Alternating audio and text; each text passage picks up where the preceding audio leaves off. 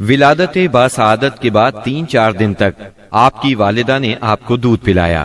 پھر آپ کے چچا ابو لہب کی آزاد کردہ کنیز سویبہ نے اور پھر حلیمہ سعدیہ نے دودھ پلایا. اکثر سیرت نگاروں نے کنیز کا نام صوبیہ ہی لکھا ہے، لیکن دراصل اس کا نام سویبہ تھا.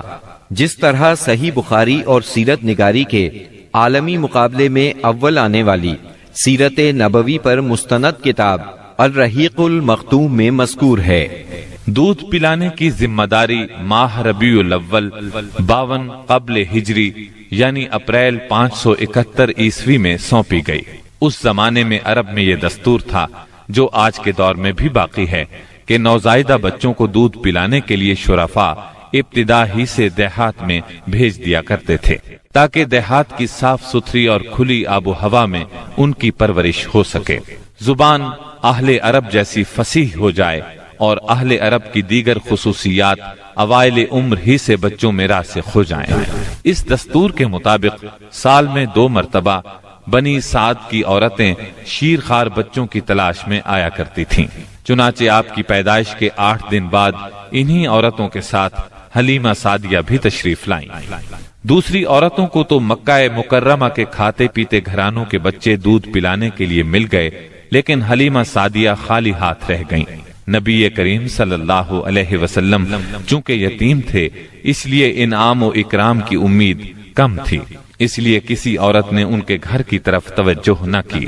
آخر جب روانگی کا وقت آیا تو حلیمہ کو خالی ہاتھ جانا بہت ناگوار گزرا اور اللہ تعالی کی طرف سے ان کا دل اس یتیم بچے کی طرف کھنچنے لگا. چنانچہ انہوں نے اپنے شوہر حارث سے جا کر کہا، اللہ کی قسم مجھے یہ اچھا نہیں لگتا کہ میری ساری سہیلیاں تو بچے لے کر جائیں اور میں اکیلی کوئی بچہ لیے بغیر جاؤں. میں جا کر اس یتیم بچے ہی کو لے لیتی ہوں. شوہر نے یہ سن کر کہا، کوئی حرج نہیں، ممکن ہے اللہ ہمارے لیے اسی میں برکت عطا کر دے. اس کے بعد انہوں نے جا کر بچے کو لے لیا. قافلہ روانہ ہوا، سب سوار ہو کر چل پڑے. حلیمہ سعدیہ بھی آپ کو لے کر چلیں. حلیمہ کی اونٹنی دبلی پتلی، دیکھنے میں مریل اور چلنے میں سب سے سست رفتار تھی، لیکن جو ہی حلیمہ سعدیہ آپ کو لے کر اس پر سوار ہوئیں یکا یک وہ برق رفتار ہو گئی. باقی عورتوں نے اس منظر کو حیرت سے دیکھا کہ حلیمہ سعدیہ کی مریل اونٹنی ان کی طاقتور اور تیز رفتار اونٹنیوں سے آگے نکلی جا رہی تھی اور پھر وہ ان سب کو پیچھے چھوڑ گئی. یہ تبدیلی دوسری عورتوں کے لیے کسی معجزے سے کم نہیں تھی. حلیمہ کے والد ابو زویب کا نام عبداللہ بن حارث تھا. وہ نبی صلی اللہ علیہ وسلم کے رضائی نانا ہوئے. حلیمہ کے شوہر کا نام حارث بن عبد العزا تھا. یہ دونوں ہی قبیلہ سعد بنی بکر بن حوازن سے تعلق رکھتے تھے. اسی طرح حارث کے بچے آپ کے رضائی بھائی بہن ہوئے. جب تک آپ صلی اللہ علیہ وسلم حلیمہ سعدیہ کے گھر رہے ان کا گھر برکتوں سے مالا مال رہا. حلیمہ بیان کرتی ہیں کہ وہ جب آئی تھیں تو قحط سالی کا دور تھا. ان کے پاس ایک گدھی تھی جو اس قدر دبلی پتلی اور مریل تھی کہ پورے قافلے میں سب سے سست اور مریل چال چلتی تھی. ایک اونٹنی بھی تھی مگر وہ قطرہ دودھ کا نہیں دیتی تھی. حلیمہ کا اپنا بچہ بھوک سے بے قرار ہو کر بلکتا رہتا تھا، خود سوتا نہ ماں باپ کو سونے دیتا. مگر جب وہ آپ کو لے کر اپنے گھر آئیں اور آپ کو گود میں لیا تو سینہ دودھ سے بھر گیا، یہاں تک کہ آپ نے پیٹ بھر کر دودھ پیا اور آپ صلی اللہ علیہ وسلم کے ساتھ حلیمہ کے بیٹے نے بھی خوب دودھ پیا. پھر دونوں آرام کی نیند سو گئے. اس رات حلیمہ کا بچہ بالکل نہ رویا. ادھر شوہر اونٹنی کے پاس گیا تو کیا دیکھتا ہے، تھن سے دودھ ابلا چاہتا ہے. چنانچہ وہ دودھ دوہنے لگا. اس نے اس قدر دودھ دوہا کہ گھر کے سب برتن بھر گئے. دونوں نے خوب دودھ پیا اور آرام کی نیند سو گئے. حلیمہ سعدیہ کا گھرانہ سب سے زیادہ قحط زدہ تھا، لیکن مکے سے واپسی کے بعد ان کی یہ حالت ہوئی کہ جب بکریاں چر کر گھر واپس آئیں تو ان کی کوکھیں نکلی ہوئی تھیں اور تھن دودھ سے لبریز تھے. اب گھر والے خوب دودھ پینے لگے، جبکہ قحط کی وجہ سے دوسرے گھرانوں کو دودھ بالکل نہیں ملتا تھا. یوں اس گھرانے کو مسلسل خیر و برکت نصیب ہوئی. حلیمہ کا دستور تھا کہ وہ ہر 6 ماہ بعد آپ کو مکے لاتی، والدہ اور خاندان کے لوگوں سے ملاتی اور پھر اپنے دیار بنی سعد واپس لے جاتی۔ جب مدت رضاعت پوری ہو گئی تو دودھ چھڑا کر آپ کی والدہ کے پاس لائیں۔ اب تک وہ آپ کی وجہ سے خیر و برکت دیکھ چکی تھی، اس وجہ سے چاہتی تھی کہ آپ کو ابھی ان کے پاس ہی رہنے دیا جائے۔ چنانچہ انہوں نے آپ کی والدہ سے کہا، کیوں نہ آپ بچے کو ابھی میرے پاس ہی رہنے دیں تاکہ یہ اور مضبوط ہو جائے، مجھے مکے کی وبا سے ڈر لگتا ہے۔ والدہ اس پر راضی ہو گئیں اور حلیمہ آپ کو لے کر خوش خوش اپنے گھر آ گئیں۔ اس طرح آپ قریباً 2 برس تک وہیں رہے۔ پھر آپ کے سینہ مبارک کو چاک کرنے کا واقعہ پیش آیا۔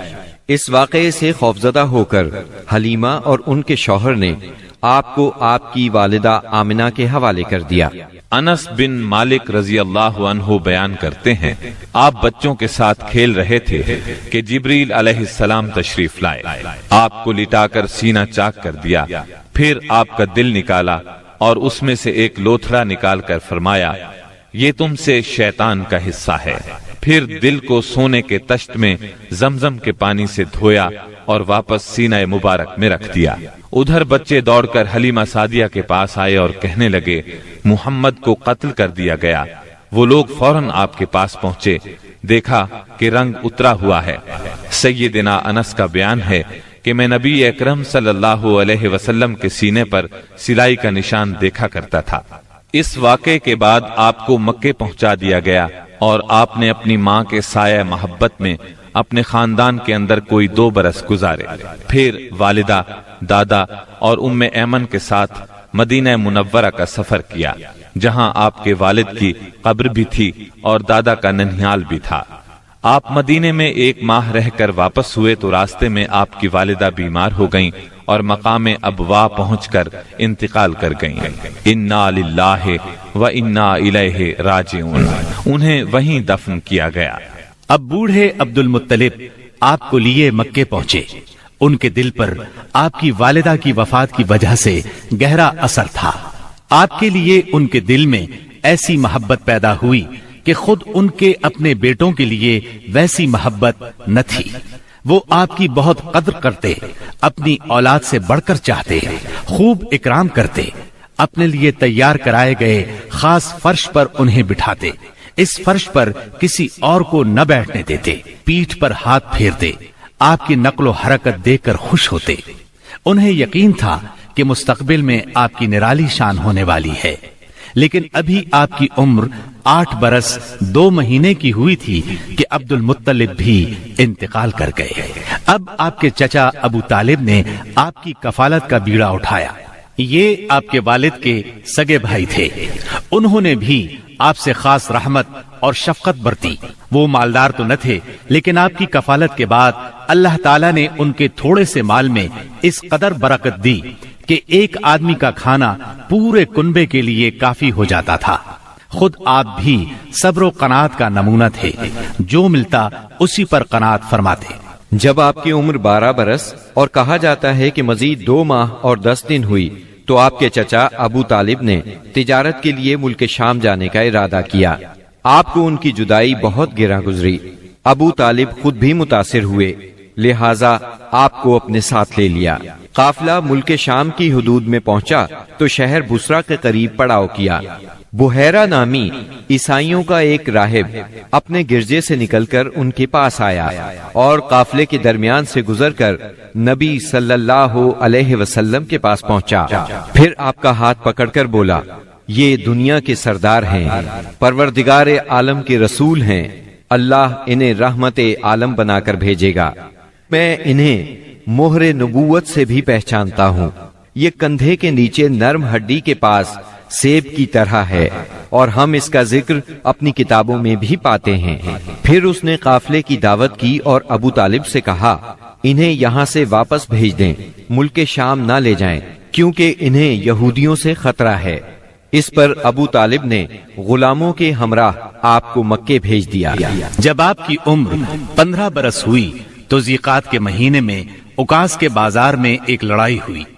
اس لڑائی میں ایک طرف قریش کے قبائل تھے اور دوسری طرف قیس اور اعلان کے قبائل تھے۔ دونوں میں گھمسان کا رن پڑا، فریقین کے کتنے ہی آدمی مارے گئے، لیکن پھر انہوں نے صلح کر لی اور طے پایا کہ دونوں طرف کے مقتولین گنے جائیں، جدھر زیادہ ہوں ادھر والے زائد مقتولین کا خون بہا لے لیں۔ اس کے بعد جنگ ختم ہو گئی اور باہمی دشمنی کو ختم کر دیا گیا۔ اس جنگ میں نبی کریم صلی اللہ علیہ وسلم بھی شریک تھے، لیکن آپ نے لڑائی میں براہ راست حصہ نہیں لیا، اپنے چچاؤں کو تیر تھماتے تھے۔ اس جنگ کا نام جنگ فجار ہے۔ یہ نام اس لیے مشہور ہوا کہ اس میں حرام مہینے کی حرمت پامال کی گئی۔ فجار نام کے واقعات 4 بار پیش آئے، ہر سال ایک واقعہ پیش آتا رہا۔ جنگ فجار والا واقعہ آخری تھا۔ اس سے پہلے کے 3 واقعات میں ہلکے پھلکے جھگڑے ہوئے، شدید لڑائی صرف اسی چوتھے واقعے میں ہوئی۔ اس جنگ کے بعد ذیقعد ہی کے مہینے میں 5 قبائل کے درمیان ایک عہد نامہ طے پایا۔ اس عہد نامے کو حلف الفضول کہا جاتا ہے۔ ان قبائل کے نام یہ ہیں: بنو ہاشم، بنو مطلب، بنو اسد، بنی عبد العزا، بنو زہرہ اور بنو تیم۔ اس کی وجہ یہ ہوئی کہ یمن کا ایک آدمی اپنا سامان تجارت لے کر مکے آیا۔ عاص بن وائل نے اس سے وہ مال خرید لیا، لیکن قیمت ادا نہ کی۔ اس نے بنو عبد الدار، بنو مخزوم، بنو سہم اور بنو عدی سے فریاد کی، لیکن انہوں نے کوئی توجہ نہ دی۔ چنانچہ اس نے ابو قبیس کے پہاڑ پر چڑھ کر چند اشعار پڑھے، جن میں اپنی مظلومیت کا نقشہ کھینچا اور آواز لگائی کہ کوئی تو اس کا حق دلانے کے لیے اس کی مدد کرے۔ اس پر زبیر بن عبد المطلب نے دوڑ دھوپ کی، لہٰذا اس قبیلے کے افراد بنو تیم کے سردار عبداللہ بن جدعان کے گھر میں جمع ہوئے اور آپس میں عہد و پیمان کیا کہ مکے میں جو بھی مظلوم نظر آئے، خواہ مکے کا رہنے والا ہو یا کسی اور جگہ کا، یہ سب اس کی حمایت میں اٹھ کھڑے ہوں گے۔ انہوں نے عاص بن وائل سے بھی اس کا حق لے کر اس کے حوالے کیا۔ اس عہد و پیمان میں آپ بھی اپنے چچاؤں کے ساتھ تھے۔ نبوت سے سرفراز ہونے کے بعد آپ فرمایا کرتے تھے، میں عبداللہ بن جدعان کے مکان پر ایک ایسے معاہدے میں شریک ہوا کہ مجھے اس کے بدلے سرخ اونٹ بھی پسند نہیں، اور اگر میں اس کے لیے اسلام کے دور میں بلایا جاتا تو ضرور جاتا۔ نبی اکرم صلی اللہ علیہ وسلم یتیم پیدا ہوئے اور اپنے دادا پھر چچا کی کفالت میں رہے۔ والد سے وراثت میں جو کچھ ملا تھا اس سے کچھ نہیں ہو سکتا تھا۔ چنانچہ جو ہی آپ ہلکے پھلکے کام کرنے کے لائق ہوئے، اپنے رضائی بھائیوں کے ساتھ دیار بنی سعد میں بکریاں چرانے لگے۔ پھر جب مکہ معظمہ آئے تو وہاں بھی چند قیرات کے عوض اہل مکہ کی بکریاں چرائیں۔ قیرات 1 دینار کا 20واں یا 24واں حصہ ہوتا ہے، جس کی قیمت اس زمانے میں بمشکل 80-90 روپے سمجھ لیں۔ کم عمری میں بکریاں چرانا انبیاء کی سنت ہے۔ ایک بار عہد نبوت میں آپ نے فرمایا، کوئی بھی نبی نہیں گزرا مگر اس نے بکریاں ضرور چرائیں۔ پھر جب آپ جوان ہو گئے تو تجارت شروع کی۔ بعض روایات کی روح سے آپ صائب بن ابی صائب کے ساتھ مل کر تجارت کرتے تھے۔ آپ تجارت میں بہترین ساتھی تھے، لین دین کے معاملے میں لڑتے جھگڑتے تھے، نہ بحث کرتے تھے۔